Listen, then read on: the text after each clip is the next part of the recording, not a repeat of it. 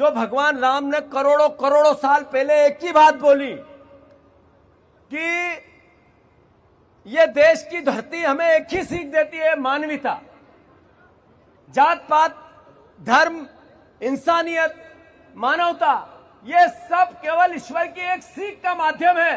हमें तो कहा हिंदू धर्म की वसुधैव कुटुंब है, विश्व एक कुटुंब है। हमें ही भगवान राम ने कहा प्राणी मात्र में सद्भावना हो।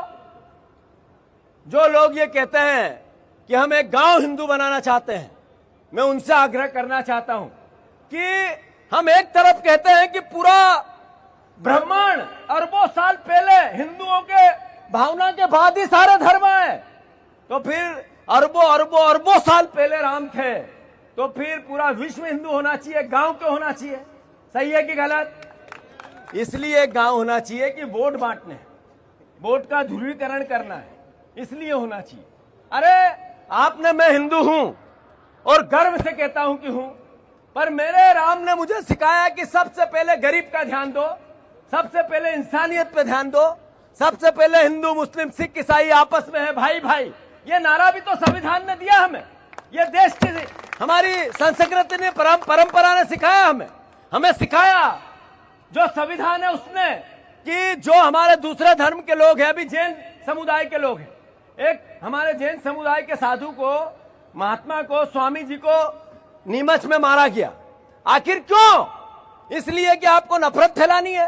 अभी जबलपुर के 2 बीजेपी के कार्यकर्ताओं ने बात की आपस में, उन्होंने कहा कि ये जैन तो रावण के समान है।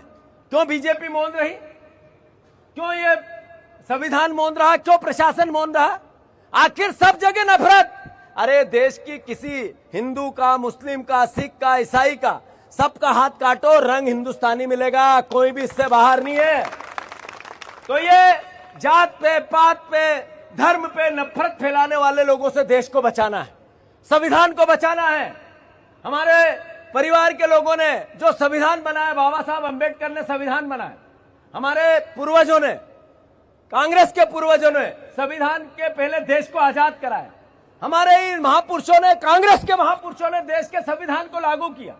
आपकी और हमारी सबकी बारी है कि देश का संविधान अब हमें सुरक्षित रखना है, उस पर जो हमें मौलिक अधिकार दिए, सब इंसान का हक बरोबर है, उसका ध्यान रखना है। डरो मत, मिल के लड़ो और इंसानियत के लिए लड़ो। ये नफरत के लोगों से जब तक आंख से आंख नहीं मिलाओगे, तब तक हम इनका पार नहीं पा सकते।